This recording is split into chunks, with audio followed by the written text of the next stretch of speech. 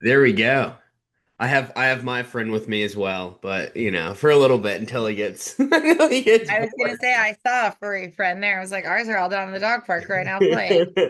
That's awesome. Well, Megan and Kyle, thank y'all for joining the WAG pod. Absolutely. For This sure. is the first time that Cedric's joined me on an episode, so I'm a little distracted right now, but I'll It's all put it right. down.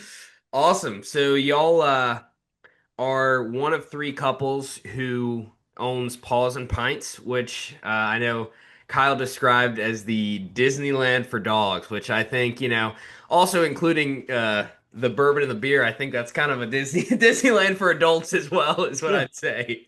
It's a So stress reliever for sure. definitely, definitely. And so 33 acres, and you guys have had this for about 3 or 4 years, is that right? 7 acres. Seven. Where did I get Yeah. 33 from? There's 33 That's somewhere. the 33,000 square feet is your building size. So I you knew it were was something. close. You were yeah. close. I was taking notes before. I was trying to keep up. Kyle was on the move, so I was like, "All right." So That's not yes, Yeah. surprising. yes. So yeah, 7 acres, and you've had it for what you said about 3.5, 4 years. Yep.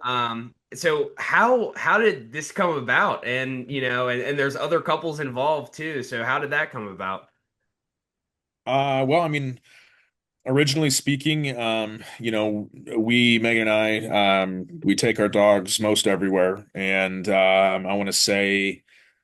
Boy, it had to be sometime between 2017 and 2018. We were in Denver, and my corporate underwriting at the time for banking was out there. So quarterly, I had to go out and just, pay my respects to the boss. Sure. And at the one of the last times we went out there, we had purchased or acquired, I can't, our one of our Bernese Mountain Dogs, and Nice. she was just too young to do any sort of boarding or daycare. So we took her with us, and during the day she would go and entertain the dog, and stumbled across a place called the Denver Watering Bowl. I Hmm. don't think it's any longer in It's existence. Yeah. You guys bought him out, didn't you? Took it over. Yeah, no, no. And See you later, watering bowl. yeah, but I tell you, it was even though it was nothing fancy and candidly kind of a dump. But what we did see though was a community and a culture, not just another bar, right? It was you had people from all walks of life, all different budgets, hanging out. The one thing in common was dog ownership. And you had people celebrating a birthday. You had people working on their laptop, getting stuff done. You had just, humans out just exercising and doing their thing, and no one's on their phones. No one was really distracted other than the engagement of the facility and of the place, and we just really saw something special. So that whole way home, the 10-hour drive home, we're Googling, okay, is this a one-off? Are there other dog park and bars out there? And as it turns out, there was. And in Kansas City, also no longer there, sadly, but was this place called Bar K. So we actually went down there on opening day, and just experienced, an even bigger, better facility. And then we really kind of got the bug to figure this out from those two locations. So And Yeah, then I think in addition to that, I mean, I had a pretty flexible corporate job and worked from home, and with multiple dogs, he would just see me drive from one side of town to go to the dog park and then the other right, side to go to daycare and then to right. grooming. And he's like, gosh, what if it was like, like a Lifetime Fitness where it's modeled after a membership? It was getting all the services under one roof where it was Yeah, convenient, where you didn't have to spend 20 minutes. I mean, Des Moines is not that big of a town, but yet you're still driving, 30 minutes north to go to daycare and 20 minutes west to go to the dog park. So, of course. yeah, what if you pull this out, make it membership based, and then if you're a member, you get a small discount on all those other services at the same time? Right, right. That's smart. And I would guess, would you say more of your income comes from the actual services, or is it kind of a membership based thing? no, I'm the Yeah. what stabilizes the model is truly the boarding, daycare, grooming Grooming. services, that Sure. I think that's why the sector itself is already, believe it or not, the first dog park and bar opened in 1986 down in St. Petersburg. So Really? Yeah. yep, so called I mean, Fergie. dogs and bars, dogs and beer forever. So I mean, Yep, I'm not Yep. yep, surprised for about sure. that. So the sector is actually not new, but if you're gonna put as many resources to work as we did, you have to have more than just a dog park. Yeah, And it's not like Top Golf where you monetize every minute you're in the park. It's a 1 month, payment for the access to the park or just a sure. daily fee.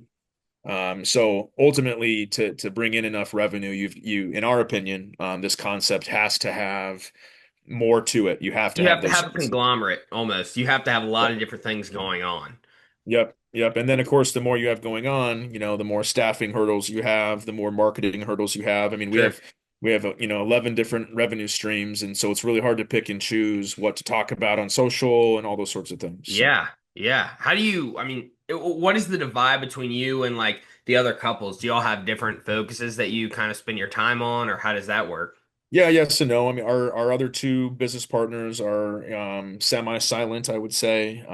One has a pretty extensive financial background, so when it comes to, financials, they're, heavily. Negotiating contracts, things like that. Yep, absolutely. Yep, yep, heavily involved. And then Matt, our other partner, has extensive construction knowledge. So when we were building the facility, he was Very involved. very involved. So. Nice, nice. So how, going about doing the research, how do you find what, works the best with the grooming, with the boarding, that kind of thing? Like what made you say, okay, these are what we're going to go for? Which, I mean, I feel like sure that may seem obvious to be like, yes, boarding is always going to be a need, but you never know, So what kind of did the research look like for y'all going into it and mapping out this entire project? Well, so, I'll try to keep it a short answer. I mean, Des Moines in itself, was home for us, and we Nice. purchased an entire city, block, and at that time, we just land was cheap for us. So, Cool. but when we move into other markets and we start to really dial in feasibility studies and stuff like that, I mean, we study everything from what dog owners are spending in that area, how How many. many dogs are there? Average age of dog consumers? How many boarding, daycare, grooming places? Are they luxury or all the way down from there? Where do price points fall? Yeah, and ultimately, what is the need in that area? I mean, if I'm coming into an area that is saturated with dog friendly breweries, maybe a social component doesn't make sense, and we just do Right. boarding daycare grooming, or let's say we're gonna build one closer to the airport. Well, I might go heavier in boarding or lodging services because of proximity to where a travel hub might be. Sure. That's If very we're more. smart too, that you don't have to keep it like sometimes I feel like, from my understanding with franchise and stuff, when you go from one place to the next and you try to keep everything the same, like Chick-fil-A, for example, yeah, that might work, but they're offering food and beverage. And with y'all, you offer so many different things that Right. being able to like not put yourself in a box and, kind of change everything around for the area that you're in, I think that's great. That's super smart. So what is kind of the timeline on expanding and starting that franchise process? I mean, I literally just You right the just call right ahead of this call was with a company out of Buffalo, New York, that's This helping is a us more put our. important call, Yep, so it's, yep, yep, putting our FDD. Yeah, for sure. I told them I had a hard stop at 3. At any rate, yeah, they're helping us put our FDD together now. So I would say that we're out selling franchises in the spring.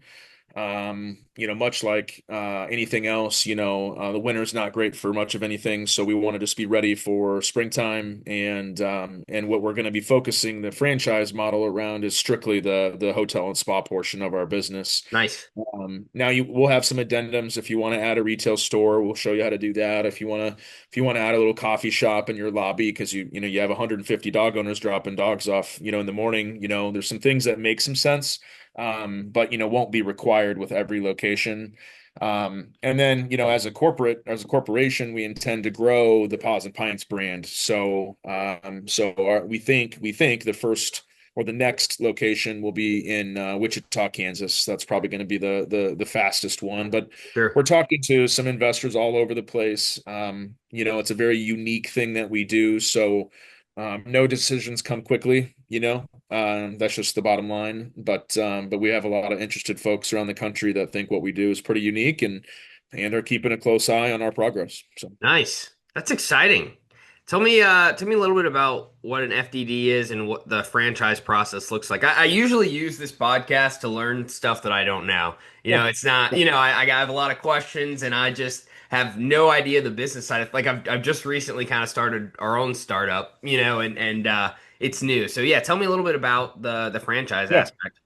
Well, franchising in general, my theory on it is just add water, and so you basically are teaching a new Megan and Kyle, or I'm teaching a Richmond, basically how to do everything it is that we do. So everything is documented and a policy behind everything, from how to do a bank run to how to tie your shoes, basically, and where to, and then also where do you find what it takes to do the business, so we'll have a vendor list of approved products that and at a better price point than you would be able to get off the street, right? So maybe grooming shampoos, this is our vendor, this is who you go through, and all of that is documented, as well as every possible way that you can lose your money. A franchise is not a guarantee, but it's definitely a very good head start in the right place. So what an FDD stands for is your franchise development document itself. So this is it can be a very lengthy booklet of what it takes to do everything that we do, from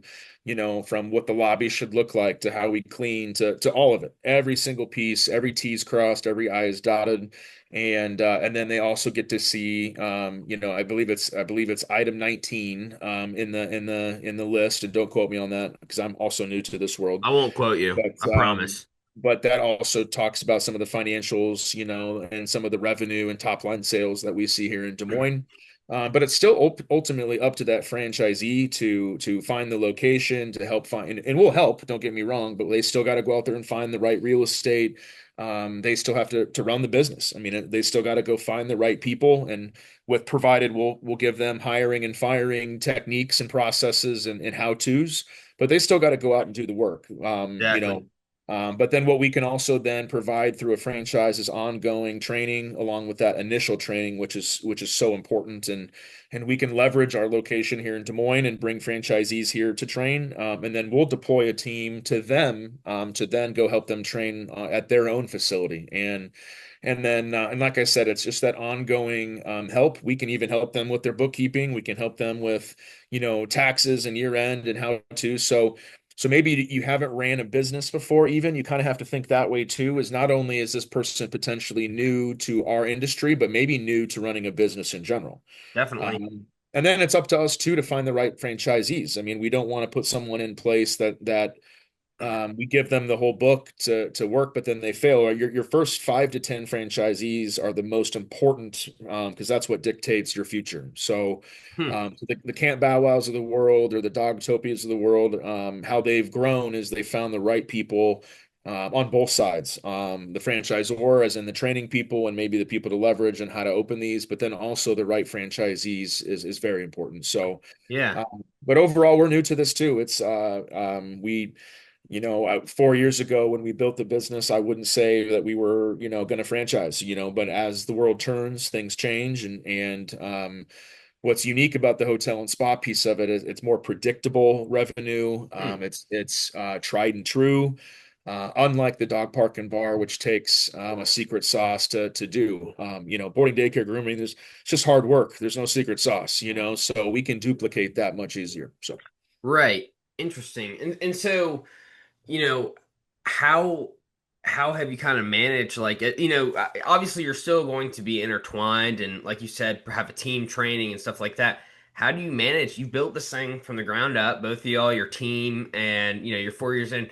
When you go and you have franchisees, you're starting to you almost have to let go a little bit and let go of the control. So how because I just talking to you both, I mean, you guys are meticulous, right? You've put a lot of thought in this, you know what you're doing, but how are y'all feeling about, okay, we're trying something else and we're letting this go? Because I mean, and completely different, but every time we hire like a wag runner, we don't hire, but they're like independently contracted. We want to make sure that they do a good job, right? We interview them, we take the time, and it's a minute scale compared to like opening another Paws and Pints. But you're right, the people matter, but it's also like I can't duplicate myself. You guys can't duplicate, Megan and Kyle. Maybe in the future you can, who knows? But right now that's not possible. And so, how do you work with and feel about kind of letting go just a little bit? Well, I don't want to speak for Megan, but that is the question, right? That is the $1 million question, and the who can pull it off wins, right? And the bottom line is that's probably one of the hardest things for me personally is to give certain things up. The law of delegation is, Yeah.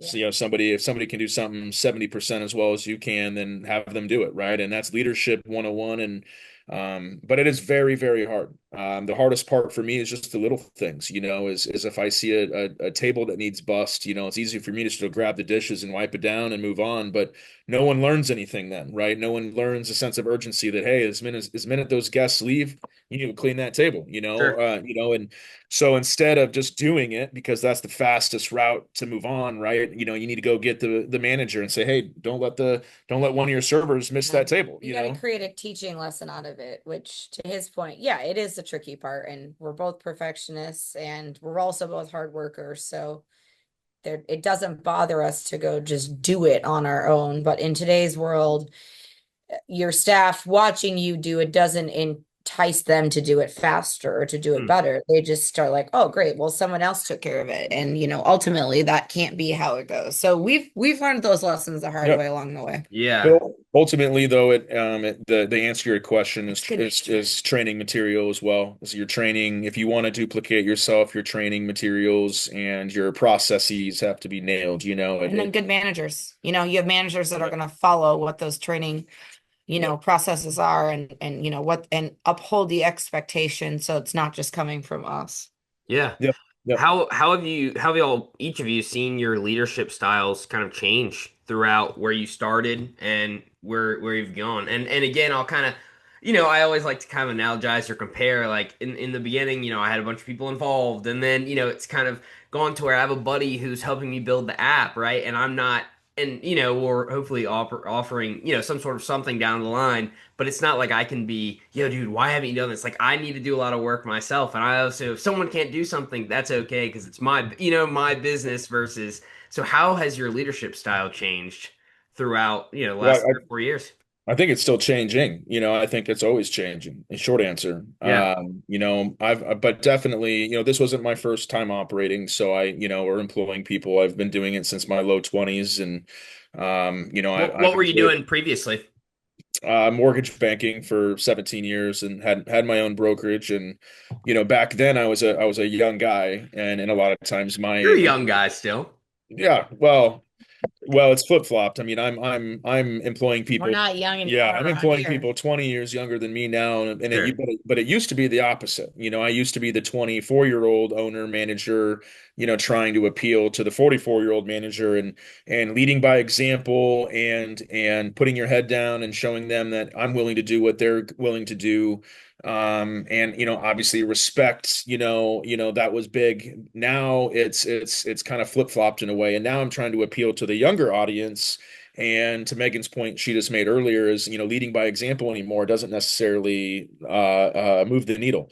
You have to show them you care. You have to give them the foundation that they need to succeed. You need to also tell the young person what's next. Not that I have a crystal ball, but there's just so much uncertainty in today's day and age, and everyone knows there's no guarantee, right? We all know corporate America can chew you up and spit you out, but we also know startups can be just as risky. So hitching your wagon to something that's not tried and true, there's risk there.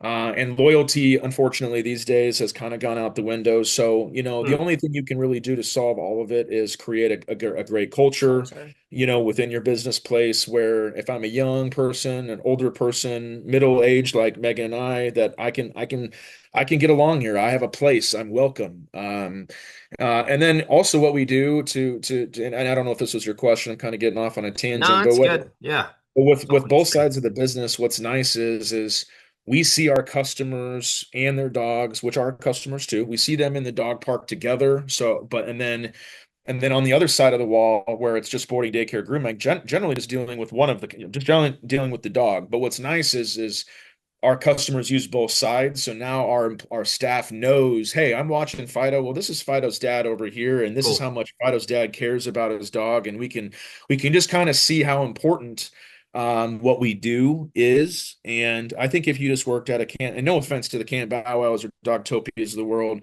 but they Sure. don't have that other social aspect. They don't Right. get to see the owner and the dog together, and just how much love and respect that human has for that dog. So I feel like we have a more well-rounded environment here, that if I'm gonna come to work here, I get to see the bigger picture, not just Nice. I'm not just picking Fido's poop up and cleaning his Sure. kennel out. You know what I mean? I get to Our see. staff have great benefits, Well, the ability to use the dog park, yeah. great deals on retail. And yeah, and then you work in daycare and you see that Willow the Basset is friends with Willie the Basset. And then you're in the dog park after work and, you connect with their parents. The parents know who our dog is with during the day. So it's a sense of security. It's very sharp. You guys, I mean, you'll definitely have way more experience than me, but just looking at it from kind of a outside perspective, like it feeds on itself. And I think what I know, like there's a lot of things that I'm not great at, but what I am good at is I like to talk to people. I like to build relationships with clients first off. And like when you Yep. do a good job of that, you have those clients telling other people about you. And the Yep. fact that y'all have you go into the dog parks and you meet, Fido or Fido's parents and you get to All see the them, time. they Right. are going to feel more comfortable with the boarding, which Oh, again, we Yeah. we it's a 100%. run in, I positive mean, feedback loop. yeah, we run into people all the time in Des Moines, and it's like, hey, it's Stormy's dad, it's Willow's mom. Like, half the time I'm like, I have no idea what your human is, but I can tell you everything you need to know about your dog. Yeah. Are you guys running for Senate soon or something like No, that too? heck no. But your original question was, is how has our leadership changed? And I think 20 years ago, when I was in the mortgage world, I had to be the smartest guy in the room Of course, to when you're show people. younger, right? You had to Yep. prove You yourself. prove it. I had to prove it. I had to show people how to get the job done, and this is how you do it. But now, if I'm the smartest guy in the room, I'm in the wrong room. I'd Sure. rather have my marketing director tell me what marketing needs to happen. I want my chef telling me what's hot and what's not. I want my, you get it. You know what I mean? I want to put myself around the A players, and then hey, if I've got some advice from just the school of hard knocks, then I'll give Yep. it. But half the time, I don't say much of anything in meetings. And I guess Right. probably even further off that. I mean, the School of Hard Knocks is you live and learn a lot, right? I mean, gosh, you look back 3 years ago and you'd look at probably some of how our policies and procedures were written and how they've changed. But to that point, like we're not opposed to something being different. Like give me a solution to the problem and why it needs to be done or how this is going to fix it better. And we're all in. Like we don't know everything. And if you think we opened this place, I mean, we didn't have any background in the dog world, like, and it wasn't an existing building. So everything you're trying to figure out when you're hiring staff is based on, the traveling experiences we've had, a little bit of daycare and lodging experience I had had. But then from there, I mean, you put the right managers and supervisors in place and, enough team meetings, and they come back and say, like, this works great, but this didn't work great. But I mean, before Paws opened, we took our dogs. The final trip, I think, was it 5,000 miles, like 16 dog park bars, like 18 nights on the road. Yeah, It was wild. But I mean, yeah, we've literally been to almost every one of them. So, and you Were go y'all and doing that in order to like kind of like a little what is it, R&D yeah, yeah, for sure. absolutely. Because yeah, like that's how you clean up poop on turf. That's how right. your signing IDs and waivers get Yep, handled. How are Yep. vaccines? What's technology like? Yep. And we have a tribe of four. So like how uncomfortable do you want me to get standing in the lobby holding four leashes? How much time does this take when they're all like, freaking out and want to get in? What do they offer for food? What do drink options look like? I don't drink beer at all. So like don't just have beer. I'm not Right. drinking anything. You're not going to get any So money out of me. gotta have some White Claws or something, right? Oh right, Whatever God, your yeah. whatever your flavor is.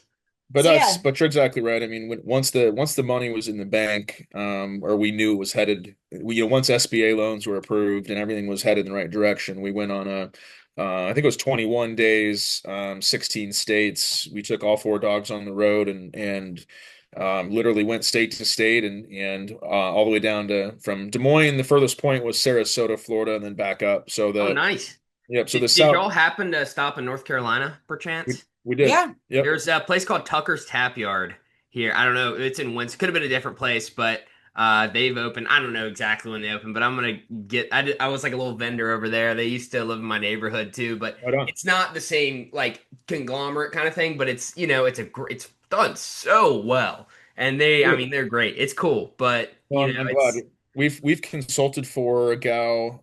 She's a multi-unit operator at like Lazy Dog, Bark and Brew or something like cool. that. I could.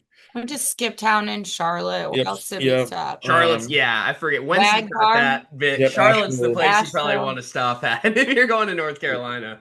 Yeah, Yep. Yep. Asheville had one. We went to Well, that. I don't know if that flood wiped them out, but It Asheville was had a cool open. spot called Yeah. Wag It's Bar. open. I just Is looked it at it. okay? Well, they're opening Oh, another good. in Knoxville, so we're starting to see some of the better operators expand. I mean, we know it can be done, and but again, we were really the first ones to, and still some. I mean, there's more just dog park and bars than places that have built a huge, the community of all the other services like we have, right? So I still.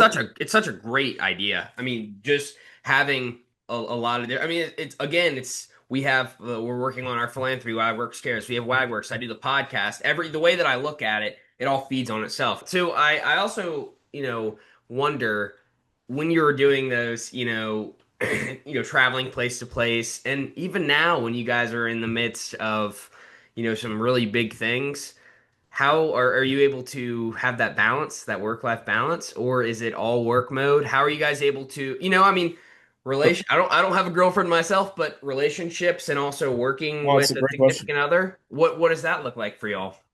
I mean, I'll go first. I mean, it's something that, we work on quite a bit. We're not perfect. And we run other businesses outside of this just to be even crazier.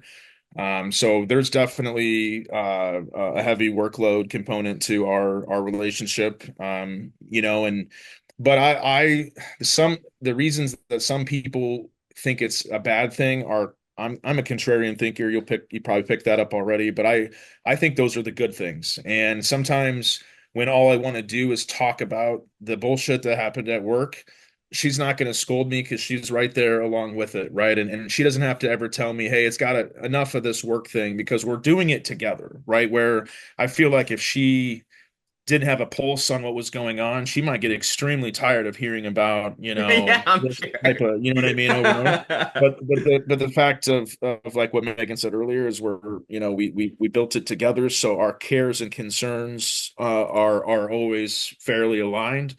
But we're different thinkers, and I don't know if you would agree, but That's a good thing. But we also have found our strengths within this building. So, on a daily basis, we don't have to feel like we both don't need to attend the same exact meeting every single time.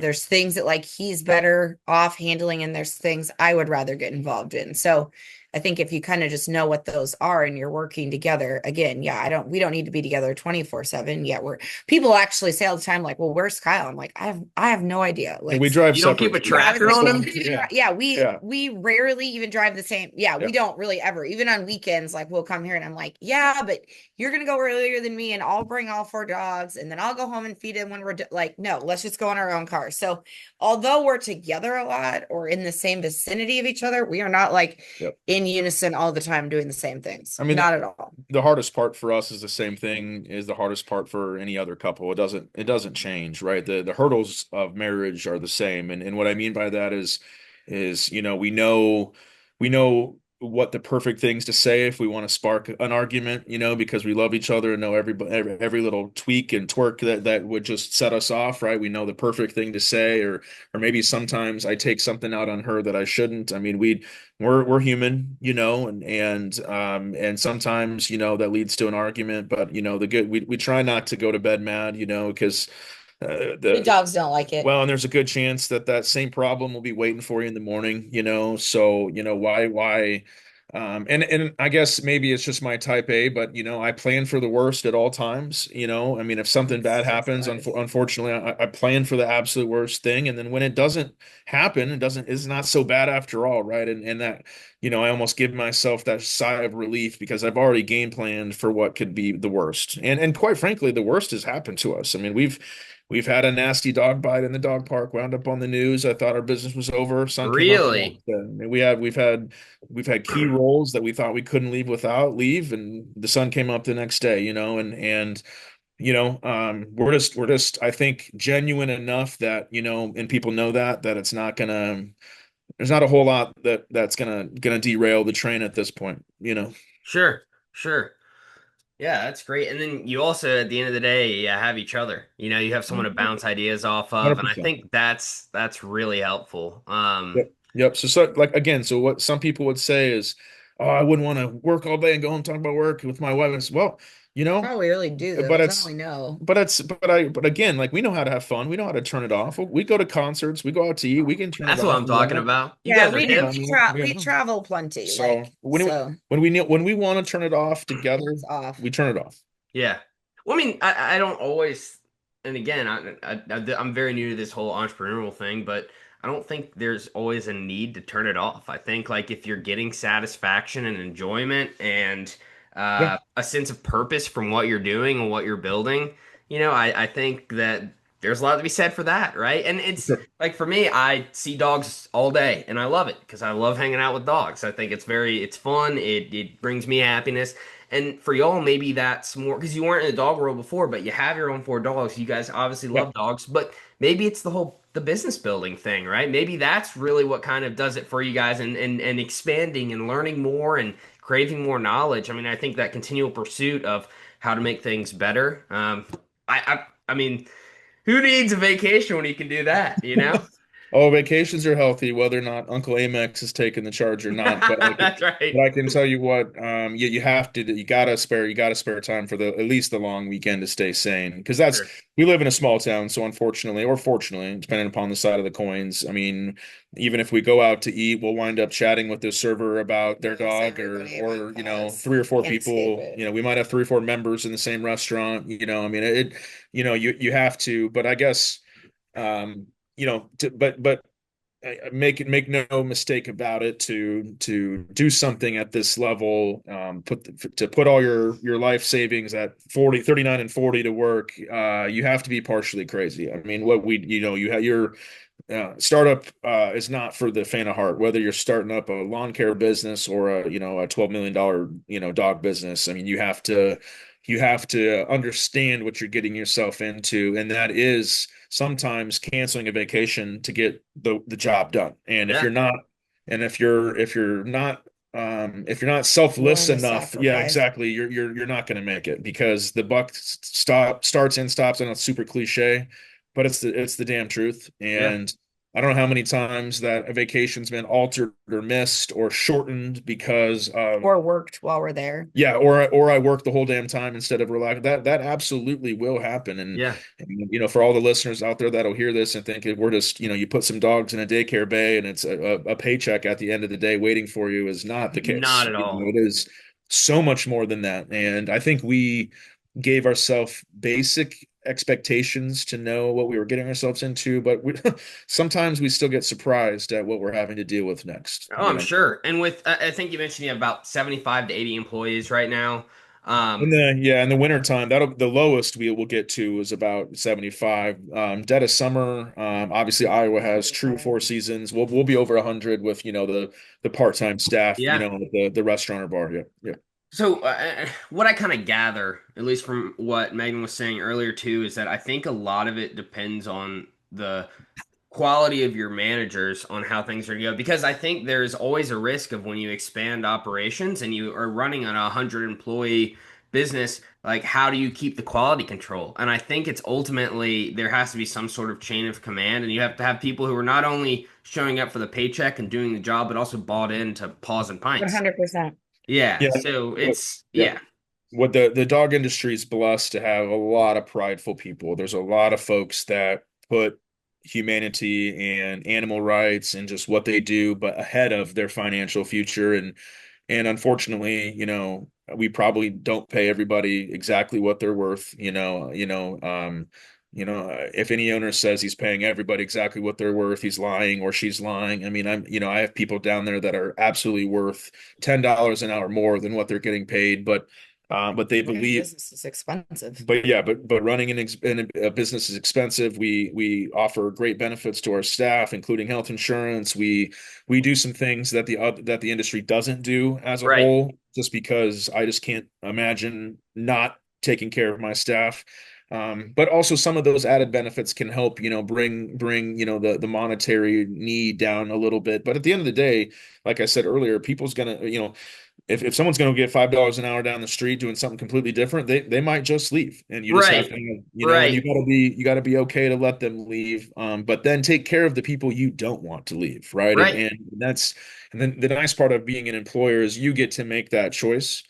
If an employee wants to come in and excel, it will go noticed, right? Yeah. And if someone's going to come in and suck, It also goes it'll go noticed. very noticed as well. So you just have to be ready. I mean, turnover is a real thing. It's a real cost of doing business. Hmm. But you mentioned it earlier, having great mid-level management is the key. It's also very hard.